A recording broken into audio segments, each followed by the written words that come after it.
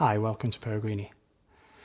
We're doing this video just so that you can see us and take a look at whether you like who and what we are. A chance for you, whether you've clicked on us by accident or intentionally searched for us, just to explore more about what Peregrini is and what it stands for. The name Peregrini is related actually to the word for peregrine falcon and comes from the wandering Celtic monks.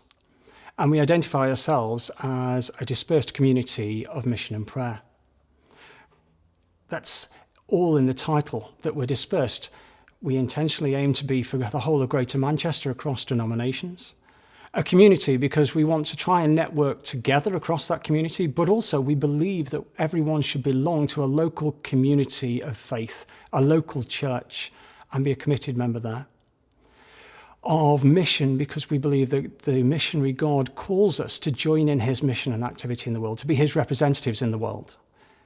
And of prayer, because the way we connect with God, the way we find our source in life is through our prayer life.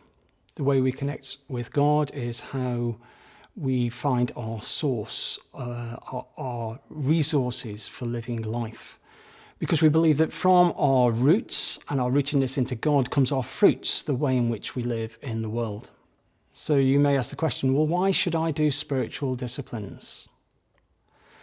And on one level, the case can be made for saying we don't need them because Jesus has done everything that we need to be saved on the cross, and so there's nothing we do that adds to his work. And that, on that level, is correct.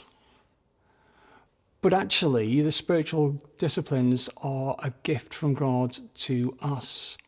And so it's not that we add something to God, but rather God offers them to us to do something for us. It's more akin to the sunflower. The sunflower is known that it tracks and follows the sun as it travels through the sky. And that is what I believe the spiritual disciplines are for us, that they're God's gift to us that helps us to track and follow God in our lives. That they orientate our souls towards God and help us to, at the most deep level, the core inner part of our being, shape ourselves to follow God. It doesn't mean to say we make no mistakes, but it's just about our basic orientation is intentional and is towards the sun, S-O-N, where the sunflower follows the sun, S-U-N.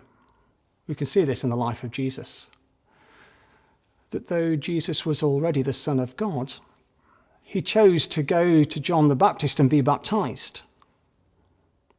And there, as he was being baptized, he came up, and it says the Holy Spirit came on him like a dove, and a voice said, "This is my Son, whom I love." He was already loved by God. He didn't need to do anything to make his Father love him anymore. But he chose to do it as a sign of the way in which he was orientated towards God. And the story goes on, and Mark's Gospel is the shortest version, where it says, "And then the Spirit, who'd come on him like a dove, drove him out into the desert, where he was surrounded by wild animals, and the devil and angels." And as we see these sort of three characters surrounding him, we find that at the start of Mark's Gospel, we get something that echoes the creation stories, where when Adam and Eve were made, they were put in a garden, and their job was to name the wild animals, and they were tempted by the devil, and God met with them, not the angels, on a daily basis.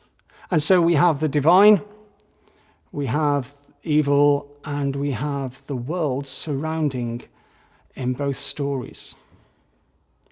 Now, in the story of Adam and Eve, we find that their orientation goes wrong. That when the devil tempts them, first of all, they fall to the temptation because of their animal instincts. They look at the food and, ew, it looks good to eat. And they listen to the devil's temptation that they can get knowledge quickly. And therefore, their very orientation turns away from God and it's what we often call the fall.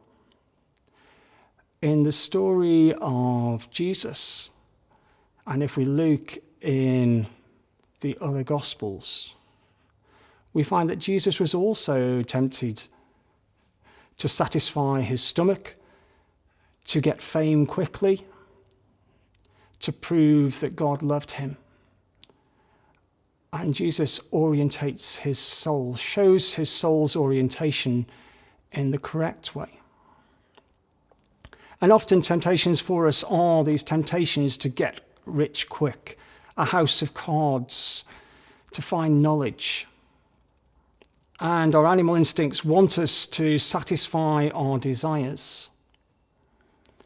And something of choosing to follow the spiritual disciplines is about intentionally orientating ourselves towards God and not listening to either of these voices.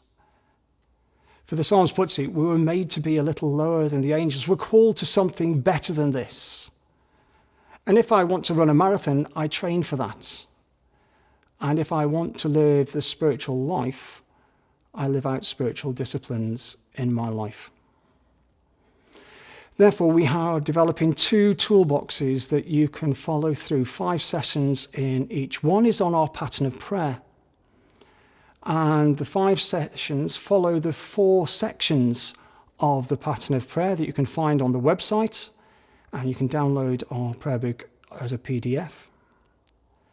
But also have one that looks at dealing with distractions, the things that interrupt us from our intentional choice to pray.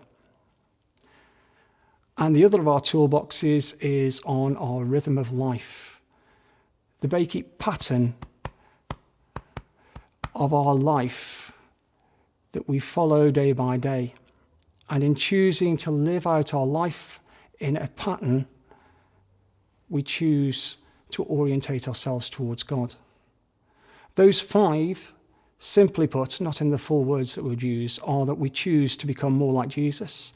We choose to be open to the Holy Spirit. We choose to live out a pattern of spiritual disciplines. We choose to be involved in God's mission in the world.